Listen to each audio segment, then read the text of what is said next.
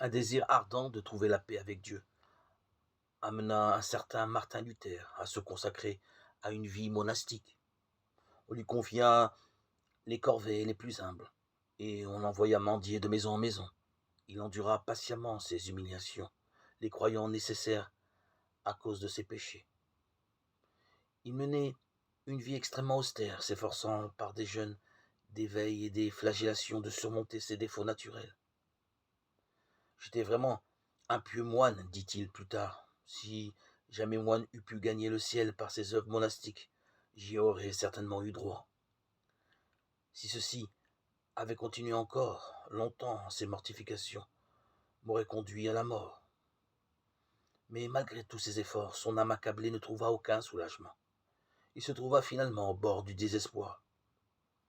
Alors qu'il lui semblait que tout était perdu, Dieu lui suscita un ami et un soutien, Staupitz, qui ouvrit la parole de Dieu à l'esprit de Luther et l'invita à détourner les regards de lui-même et à regarder Jésus.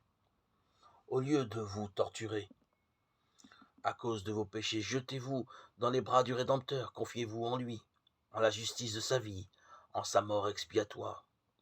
Écoutez le Fils de Dieu, il est devenu homme pour vous donner l'assurance de la faveur divine. Aimez celui qui vous a aimé le premier.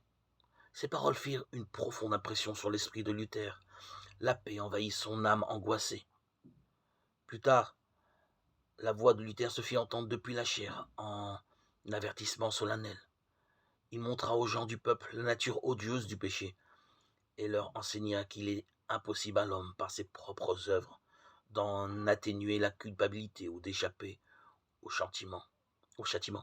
Rien d'autre que la repentance devant Dieu et la foi en Christ ne peut sauver le pécheur. La grâce du Christ ne peut être achetée à prix d'argent, car c'est un don gratuit. Il conseilla aux gens du peuple non d'acheter des indulgences, mais de regarder avec foi vers le Rédempteur crucifié.